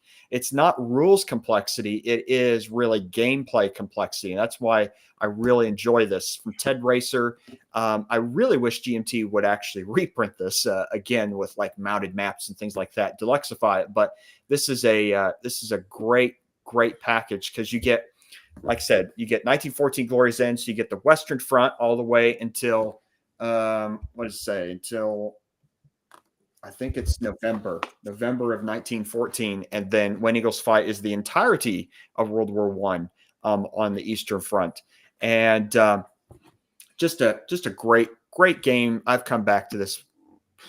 I probably played this at least 10, 15 times, and each time I finished it, I thought, ooh, I want to have another go at it. And it's not necessarily a short game. I mean, it probably takes you, I'd say, 8 hours to play a full campaign. Would you play that though back to back to back to back to back to back? I'd probably play it twice. That's not back to back, is it? Really? Is it? I don't know. Is it? I'd say yeah. Twice. Yeah. I'd say so. Back to back. I mean, it depends how many back to backs you want to talk about. Yeah. I'm thinking you're playing it 3 or 4 times. 4. Like, I mean, as long as you do 2, I think that's back to back is good enough. Well, it's explained in the words, isn't it? But I guess I'm just good enough.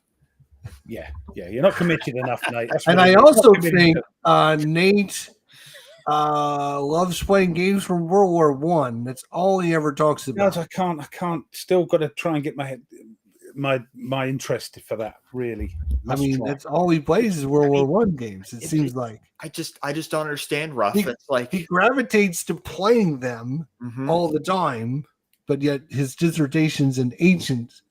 He's just well-rounded. That I still haven't found there is, and I probably just have to design it myself in terms of like the quintessential Roman game. But that's why I don't play a lot of Roman games. Maybe you should design it. That's a great idea. Yeah. But anyway, another good game. I'll just do a dissertation next time on World War One. Oh, I couldn't do that. I'm definitely not knowledgeable enough. All right, Ruff. What about you, Ruff? What do you got? Well, again, it's a solo game. It's a tactical game. It's a brand new game. And when I got the first one, I played no idea what this is. 2 times. And I've got the new one in. Combat. It is so replayable, and as you know, it's a homage to Ambush! ! But unlike Ambush, you don't have to wait 20 years to play it again, so you've forgotten what's in the book. This one is so replayable, and the AI is fantastic. It's freaky, Have you played the campaign from Volume 2? No, I haven't hardly touched any of that. Done a little bit with the tanks and things. I've got enough in just combat to last me until I slip my clogs rather, and shuffle off the old coil thing. Just in those 3 games, I got enough. But I want to get this out, and I'm going to sit and play it before I put it on the channel, so I can just enjoy it before I have to get the blood, sweat, and tears of video in the blooming thing. And at the end, going, "Oh, I'm glad that's done." So, wait a minute. So, I know you're hyped on this game, right? And you're excited to play it, right? But I remember a game that you swore to us 2, 3, 4 months ago. No, Nate, you tell me if I'm lying, okay? No. 2, 3, 4 months ago, he was playing this game. It was coming on his channel. He was so excited to play it, and he hasn't mentioned it in the last 2 weeks now. That is Fields of Fire. Yeah, I haven't got it out of the box to play properly at all. What happened? I haven't got it out of the box. It was gonna be on the channel. It was your number one game that you would never get rid of. Remember that we did an episode, and I'm like, you have never played this game. I finished. Right. Yes, and it still is that. It still is that, but it's going to take a bit of time to play it and make a good job of it. I wanted to do all the sort of training stuff. In So case the love is still there. It's just the time. the time, it's going to take a lot of time to play it correctly. Okay. You can picture it, can't you? There's a lot of videos out here on the Filter Fire, and a lot of them are played still incorrectly. I was right with you, Jester. I was very curious myself. Yeah, that's fine, and I hope I've waylaid your fears on the playing. It's still there. We thought for sure it was coming, and I think Kev has articulated. Kev doesn't like anything that's solo or doesn't have hexes in. You know, as I said to you, it's old. The old school tactical old men's game. No, shut up, I'm joking. It's hex. He likes what he likes. He likes what he likes. I like what I like. That's what makes us all different. I don't mind people taking the mickey, you know, because I'll give back as good as I get. But Fields of Fire is going to take a lot to. I understand that. Master. So I'd rather do it properly than make a pig's ear of it like some other YouTubers do with their games. And don't do playthroughs anymore. I have a feeling, you know, because you're going to get into combat, right? So we can expect some combat coming, right? And that's going to take you a while to get that done, right? Yeah. Then you want to get Warfighter. You just said you wanted to get Warfighter back on the channel. Yeah, I do. That one coming. That's on my list. And then you got like Pacific Chase will be here before you know it, sometime in the summer, right? You're gonna be so excited to get that to the. When are we expecting Fields of Fire? I'm just wondering, like when I'm ready. 2029. When are we talking? I would say I'd put it this way. I'll speak for you, Ruff. Sometime between now, love you too. It's all done in Kev. We're both. It's love. Sometime between now and the return of Jesus. I mean, Ruff, you're not getting any younger. You're already 79. Oh, hey. I can't help it. So the next game. Let's get back to subject. My next game is going to be. It's your game. Obviously, it's a whole series of games. And you can take Command and Colors. I love the chat. I love this thing. Oh, I love you, Ruff. Ancients. Yeah. Command and Colors Medieval, Command and Colors Samurai. I love all of them. I think I can play this game. I've played this game probably more back to back than I've played any other game because I like to play one side and then switch it around and play the other side. And it sets up pretty quick, pretty simple. You got all the blocks and the counters out there. You're just ready to go. And it's easy to set back up, and it's a quick one. And I think, obviously quick, interesting games, switching sides. I like this, how you can I'm going to play this side, you play that side. We switch sides. Now I'm playing the other side. I just saw how he defended. I'm going to try something different. So it still brings a lot of good strategy into it. So Commands and Colors. Now, take your pick of whichever one you want. Now, this might shock you, but I had a copy of Commands and Colors Ancients, and I sold it. That doesn't surprise me. It doesn't surprise me. It's a block game. You don't like block games. Well, you've already proven that. So, I mean, yes, but I sold it because while I liked it, I found myself not coming back to it as often as as any other game, mainly because I didn't like that it's not necessarily soloable. I mean, you could with Stuka Joe's solo system, but I don't know. It was just one of those games I never really found myself coming back often. I thought I don't want it to take space. So I actually gave it to someone that I knew would be playing it a lot more than me. But I do agree that they're very fast playing games. All right. Kev, behave yourself, man. What's going on? Yes, Okay, so my I love next you, Kev. game- I love you, Kev. My next game is actually a game. Speaking of Kevin in the chat will, I think, will agree with this choice. Right. That this is a game that you could come back to time and time again. Really enjoy this game. Love the theme of the game. It's my favorite theater of World War II to study and to play games on. That is North Africa 41. I find this, me personally at least, very easy to set up and start again and keep playing. Excellent game. Really like it too that it has a mounted map. If you get it extra, and always love those. But this is great game. This is certainly my favorite North Africa game right now, and looking forward to North Africa 40 that should be coming from GMT, hopefully in the near future, and then maybe a North Africa 42 expansion to take it further, to have the whole theater.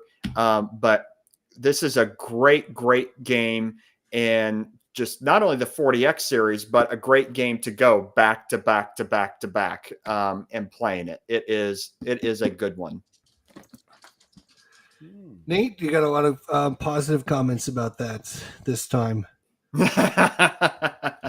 This time the chat is with you. Last time, not so much, but this time I think they're with you. What can I say? Can't win them all. He's gone for the old hex and countery games, whereas mine tend to be solo that I get back to back. But one game that I would play on, and I have done. I played it. It's got a lot of grief from this chap here when I played it on the channel, but and I'm playing it live with Tony when we can do it with the designer, Mark Miklos. It is. Oh yeah. Mm-hmm. It's great. Let's try it again. It plays solo great. It plays 2-player great. Completely different games, solo and 2-player. But yeah, I've played this and tinkered around. This one's great. So what makes that a great game to do back to back to back? Just saying it's great doesn't help. Okay. Doesn't tell anyone why it's great. It's not as complex as GBOH. Okay. It's I can understand it. I can play it, yeah, without having to keep looking up the rules. Once you get into it, you can play it. So it's a very streamlined game. It's a very, very streamlined game. Yeah. Okay, and you can play it in how long? Huh? How long does it take to play? Excuse me. It depends on the scenario. Brandywine can take 4 hours maybe. Okay. So maybe I play it and then leave it out and keep looking at it while it's over there, and go, oh, a couple of days later, okay, let's try it again. But yeah, I love the system. Okay. Along with Men of Iron, but I tend to prefer playing that face to face for some weird reason. Is it also? I'm just trying to give people a round idea of why it's on your list. That's all. Yeah, no, it's good. I mean, you do get something missed out. There is the tactical cards or chits or whatever you would call, but there is that solo chart you can use, which does a pretty good job for solo players. But yeah, playing it face to face as well with the tactical chits is quite fun, because we're trying to outthink. Me and Tony are trying to outthink what we're going to play. Oh, he's going to do that. Oh, I'm sure he's going to do this, and so I'm going to play this to get the advantage. And no, we can never get it right, but it's fun, and it's gone up in my estimation even more because of that charging up the hill to take that artillery unit that nobody thought I could take. And the designer was going, "You're a fool, Ruff, you're a fool." But we took it. And yes, off our saddles, sabers. Nice. Yes, it was good. Rough it was good fun. Yeah, it's good fun. So yeah. And yeah, it's just good. That's all right. My next one, I talked about the Hunters and the game where you're in charge of your crew and you're going through the campaign and you're doing mission after mission after mission and mission. I've got another one very similar to that, but this one was with planes this time. And obviously I am talking about one of my favorite plane games, Target for today. I played that many times back to back to back. Again, because you're going through a campaign and you're trying to progress through your scenario, and show people how the game progresses as you get through and as you get harder and deeper into the game. So that's why I did that one back to back to back, is kind of show it off. It's more, kind of chart driven on rails. You don't make a lot of great decisions, but it is a fun, interesting game that plays great, plays simple, 45 minutes, and set it up, put the next scenario, and get it rolling. And it's very quick. So, okay, good. Sorry, no, Dick, it's not very nice, is it? Unless you're not talking about me, are you? I know, because I'm. It was a little impertinent. It was a little impertinent, yes. Respect your elders. I am 92, Nate, you got another one? Yeah. As a strapping young man, I have another one. Oh, rub it in, boy, rub it in. You're 35, that was right? right there. Like, I got to go for it. So mine is, I have mentioned this before, and this is a game that continues to hit my table very often. In fact, I had a group of 5 people actually come play this earlier this summer at my house. We had a wonderful time, a couple of sessions of it. I know, Nordic. Sorry, I know. We're just messing with you. It's all right. Is War and Peace. I've mentioned this a few times. Trying to get Rough to play this at some point. This is a great system. It's a great game because 16 pages of rules, so not rules heavy. That's incredible for such a big game. Yeah. For such a big game, designed and published in 1980, and it continues to be an incredible game because it does capture the essence of warfare at the sort of the grander scale. This is definitely a step up from, like, Nordic loves the Library of Napoleonic Battles. This is not a battle game. This is a campaign game, more of even a strategic game at times. An excellent game that continues to come back to my table often because you can play not only a grand campaign, which kind of can go off the rails, actually, sometimes, depending on how quickly things are, choices that are made. But there's multiple scenarios that cover every Napoleonic campaign. And then looking forward to when the 7th edition comes out later this year, that has all the French Revolutionary scenarios and campaigns in it as well.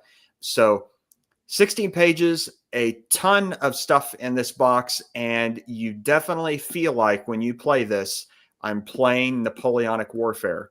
It's not like a World War II game or or World War I, a massive amount of counters. It's very quick playing, but lots of strategy, and you can easily back up and change something else and try again. Each scenario takes a couple of hours. I would say 2 to 3 hours, depends on what scenario you pick, but you can get through them fairly quickly. And plus, there is also kind of tactical chits that you can pick for each side as well. So, kind of like in Boar, what is he going to pick, and see if I can counter it. But yeah, great. Oh, seventh edition. And just saying, what I love about this is that people take the Mickey out of me generally, and I love it. And I being an English boy, I do get a bit of grief from the chat, but don't worry. I know it's all done with fun, so don't worry about it. And I did blow a kiss, yes, because I'm that way inclined. I don't think the 7th edition is out yet because I've ordered it. It hasn't shipped yet. Why would you order the 7th edition if you've got it already? Is it one of those games that change every time you have to get the new edition, or No, not necessarily. It's but like there's enough changes in there that I didn't want to just upgrade. Well, why they keep changing it? Why, if it's that good, why they keep I mean, tweaking? there is an upgrade. You can upgrade from 6th to 7th edition. There is an upgrade kit. Why haven't they got it right yet? They did. Then why are they upgrading it and tweaking it? Because I'm one of those crazy people that go for the next edition rather than the upgrade kit. That's why. Yeah. No, but why do they need to upgrade it if it's not right? They had a couple rules. They had a couple things. They had a couple counters, and they charge a new edition. It's a way to keep the. Oh, I suppose where the cookie crumbles. Yeah, the way the cookie crumbles. Ruff, it is your go if you would like to talk about your next game. Me? Yes. Yeah. I'm just waiting to see if they're taking a piss anymore. So, they are. Don't worry. Oh, that's good. That's good. Now, this is going to upset people, but I've had great fun playing this, and it's the one that's going to be in my next video on the channel. You know, it's not a proper war game. It's got a war theme, but I tell you what, I've played this game more times than many games in previous months. It's this thing. Okay. You can play it 2-player. I haven't played it 2-player, to be honest, but playing solitaire, there are different personas you pick, and each one has got different secondary victory conditions to win, and also a special ability which might help you. So there's lots of replayability with the different personas. And the cards, when they come out, okay, it's the same set of cards, but when they come out, who knows? Which drastically changes the game. It's not easy to win, but I've had great fun with this. You know, I'll probably play it a few times and get it out of my system. It'll go on the shelf for a year, and then I'll look and go, oh, maybe I'll give that another go. But at the moment, or at the time, I was playing this one game after another, A, to learn it, and B, to just enjoy it. Yeah. They're not going to win. You're not going to win this time. I gotta try it. I gotta try it. One of these days, I will try it. It's good fun. It's straightforward enough. You know, easy enough is you know. We have exactly 5 minutes left, so we're gonna try and do one more each. But we each have 60 seconds to get everything you want to say about your game in. Okay. Because you don't have a long time to talk. So Here I go. I'm up first. Undaunted Stalingrad. Yeah, it's one of those games. You can play it solitaire. You can play it with people. It's a campaign again style game. You're doing a scenario. You're keeping track of which cards are in your tableau, which cards are not in your tableau. You lose cards as you progress through the scenario. You might get cards that are upgraded at the end of your scenario. So it makes you want to play the next scenario because you've got new cards, you've got upgraded units, you've got new things you're going to be playing with in the next scenario. So that's why Undaunted Stalingrad several times back to back to back. And, you know, as you're progressing, you're getting new things in and you're getting to play with new cards. So that would be my pick. Nate. My pick is, speaking of our guest last week, A Most Fearful Sacrifice. Not necessarily for like back to back to play the entire battle with everything there, but the amount of scenarios that are in this game that you can jump from one to one to one. And man, what a good game. This is my first and probably may or may not be my only game that I'm going to get on Gettysburg because it's just such a good game. And can't keep coming back to it. Okay. That's a bigger game too. It is, but there's lots of scenarios that you don't need both maps. You can use one map or, you know, part of one map. So don't need the whole thing to play it. Yeah, I agree with this. Undaunted Battle of Britain it's a joke. Shame. Don't get that one. No, such a shame. All right, Ruff, you got 60 seconds, my friend. Atlantic Chase. Enough said. Mm-hmm. I was going to mention that, but I thought, no, Ruff's going to do it. So once you get it out and play it, you want to play it again and again and again. That's right. For me, I wanted to burn it, so I don't know. Well, that's fair enough, and it's one of those games again. It's one of those Vegemite games, as Kev would say. It is a campaign type game, right? Are you going through campaign, or is it individual scenarios? No, there's a campaign in there. Okay. Yeah. What are we talking about? Yours or mine? Atlantic Chase. Oh yeah, there's both. Yeah. Yeah. I wasn't sure if there was a campaign. And I thought Hexy might like my what are they, like an hour scenario? Maybe an hour and a half? Hexy loves it. This persona he gives over that he hates naval games is a load of old nonsense. Secretly, he's told me he loves them. Mm-hmm. Yeah. Do we play any war games? Once in a while we play war games, not too often, just once in a while. I mean, him and I do. I don't know about him. Yeah, we don't know about him, but we do. I play them with Tony, live. I put them on the channel. Okay, but some of them might not be, old men games, operational sort of stuff. I think unless it has 2,000 counters on it, it doesn't count as a war game. So. Yeah. I mean, if it doesn't have a CRT and a terrain effects chart, it's not a war game. That's right. Well, that's true. That's true. Well, guys, I'm going to post this up one more time for everyone. If you're just joining us, or maybe you missed this, next week's show is going to be on Ruff's channel, and he's going to be hosting it.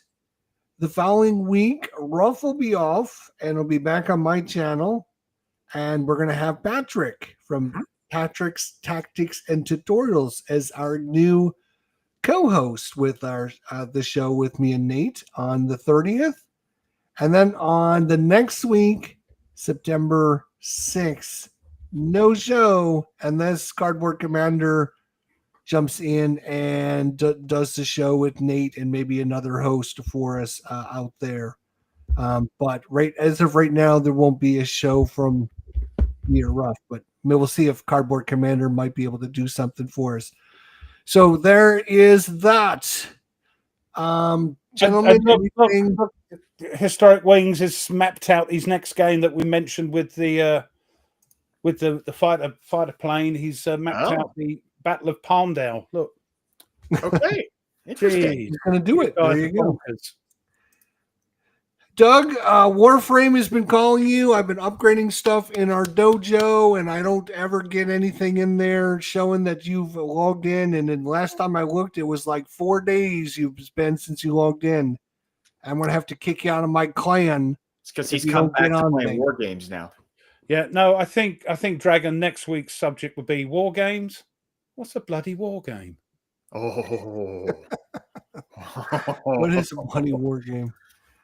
Well, so next week we'll be over on Ruff's channel. He will post something on the Facebook channel once he comes and we'll have a notification at least the day before, so you can get the link to click on and get ready, rather than going, oh, where's it? Anyway.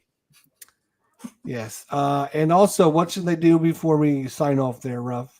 Oh, but just make sure that if you haven't done so already, click on these two guys' channels and subscribe.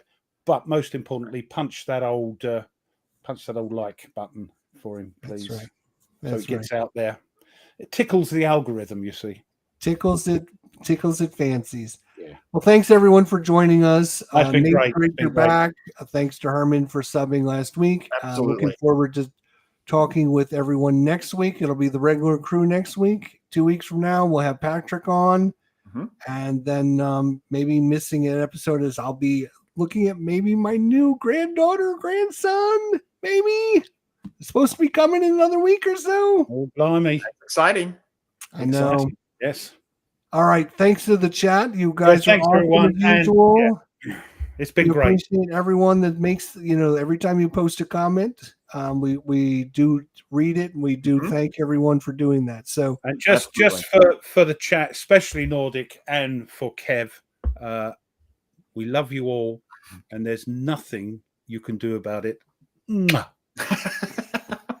you go. See you next week.